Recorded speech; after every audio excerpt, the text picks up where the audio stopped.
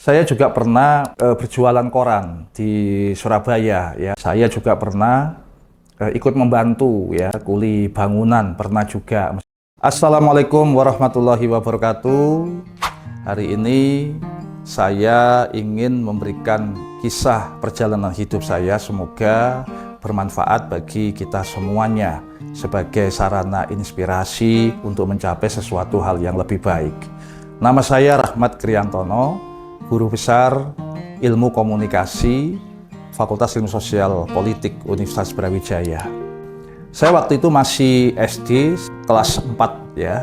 Itu juga kemudian membantu berjualan ya, angkat-angkat barang ya, kemudian lanjut SMP saya juga ikut dorong rombong gitu ya, jadi nasi goreng, capcay ya, dari kampung ke kampung ya. Biasanya waktu itu saya sambil membawa buku ya, jadi kalau tidak ada orang yang membeli, sambil menunggu pembeli, saya biasanya baca buku. Dan saya masih ingat buku yang waktu itu salah satu yang saya baca berjudul Soeharto, Anak Desa. Saya waktu itu di SMP Negeri 1 Surabaya. Dan ini berlanjut ketika saya SMA di SMA Negeri 5 Surabaya tahun 1989. Kemudian tahun 1993 saya diterima di Universitas Airlangga ya, program studi ilmu komunikasi ya. Sambil kuliah saya juga ikut berjualan ya, karena usia yang semakin dewasa ya, saya kemudian ikut bukan hanya ikut mendorong tapi juga mulai memasak ya, berbagai macam masakan Cina untuk para pembeli.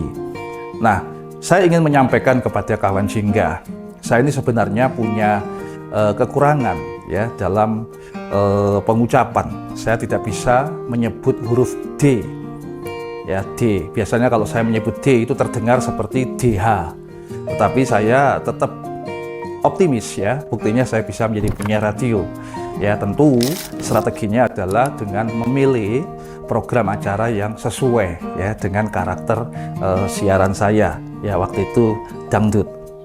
Saya juga pernah berjualan koran di Surabaya ya, sekitar tahun 1986 ya, waktu saya masih SD. Saya berjualan dari waktu itu ada bioskop Surabaya Theater di Jalan Pahlawan ya, kemudian berjalan menuju ke Jalan Tunjungan sampai kemudian mangkal di Jalan Praban. Mungkin Anda yang anak Surabaya bisa paham ya. Saya juga pernah ikut membantu ya, kuli bangunan pernah juga, meskipun hanya beberapa hari ya, sebagai kuli ya. Dan juga pernah ikut tukang potret-potret ya. Jadi ada keluarga yang tukang potret untuk pernikahan ya, saya biasanya pegang lampunya. Nah, jadi kalau ada acara wedding, saya bagian pegang lampu ya. Jadi semua insya Allah ya itu halal ya, bisa kita kerjakan bersama. Dan alhamdulillah ya, saya juga mendapatkan dukungan dari supervisor sehingga saya bisa menyelesaikan pendidikan saya relatif sangat cepat, yaitu 2 tahun 4 bulan. Ya tentu kawan-kawan jingga tidak gampang ya tentang hal itu ya. Saya harus tiada henti mengerjakan disertasi atau tesis ya, setiap hari bahkan sampai malam.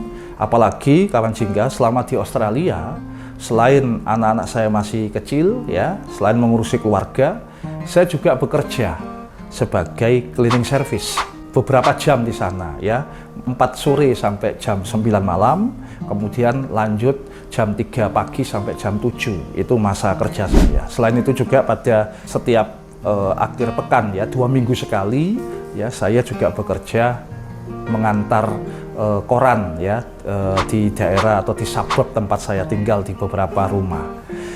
Artinya apa? Meskipun bekerja, tidak ada alasan untuk tidak bisa menyelesaikan studi tepat waktu. Alhamdulillah ya, 2 tahun 4 bulan saya bisa submit ya, sehingga masih ada waktu tersisa untuk tinggal di Australia karena visanya masih 1,5 tahun lagi yang saya isi dengan bekerja di sana. Saya kira itu semua kemudahan yang saya peroleh ya, karena istri saya ya mendorong saya ya untuk memberangkatkan atau mendaftarkan haji orang tua. Ya, saya bisa merasakan bahwa sedekah itu bisa memperlancar segala urusan, ya kemudian hidup itu diberikan oleh Allah Subhanahu wa Ta'ala ya kepada hambanya. Itu yang saya sampaikan.